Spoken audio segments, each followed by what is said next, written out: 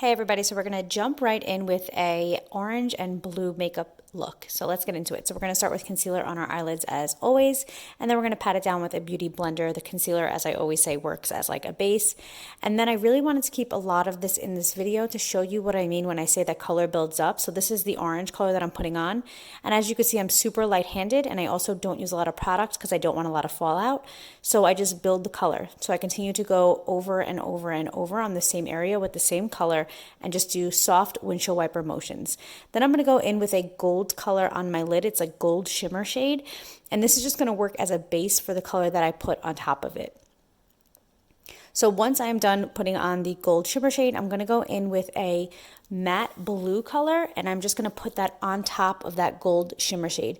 So the gold shimmer shade is definitely optional, but I like the way it wound up coming out. So we're going to put that blue on the lid, and we're just going to build this one up. And I'm going to go in with the blue again, and I'm just going to really build up that color, and I'm going to bring it in towards the inner corners of the eye. Make sure I just blow away any of that fallout that's coming from the pan. And I always do this with my finger. It's just easier to control when you're working with either shimmer shades or on like that part of the lid. Then I'm going to go in with a black and just slightly buff out the corners, and I'm going to build this up too. So as this video goes on, you're going to see that I continue to build up that corner with that black shade. It's a matte black.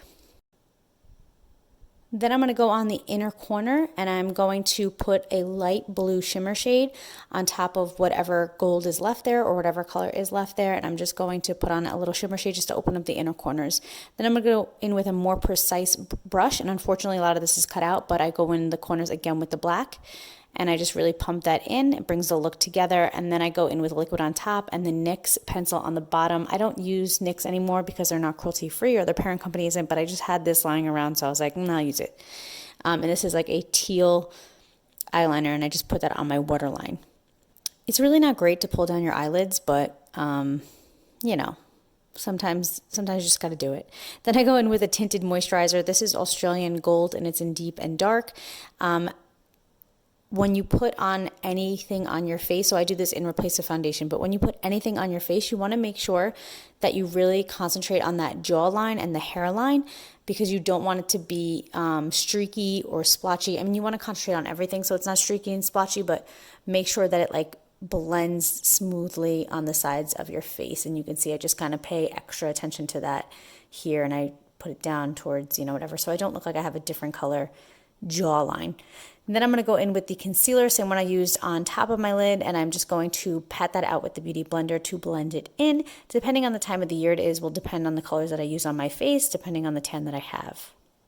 Then I'm going to go in with the Rcma setting powder. This one is great because it doesn't give you any flashback, and I like to bake with my setting powder, so I like to sit it there and leave it there. Then I'm going to go in with the bronzer contour combo, and I'm just going to do C shapes on my head. Then I'm going to take a clean brush, the one that I always use for removing the setting powder, and I'm just going to remove that setting powder from under my eyes. After that, I'm going to go in with the Kathleen Lights ColourPop Retrograde in orange, which is perfect for this look. I always use it, but it's really perfect for this look because it's a nice orangey shade, and it just continues to put the orange on my face. Then I'm going to curl my lash, and then I'm going to put on the mascara. I do one lash at a time, and I don't do the bottom until after my fake lashes are on, just so that it doesn't stick to the fake lashes. That's just like a pro tip in case I've never said it before. And it looks like it's really uncomfortable to put on mascara, but it's not. It's really not that bad. Then I'm going to put on my fake lashes, and then I'm going to put the mascara on the bottom lash line.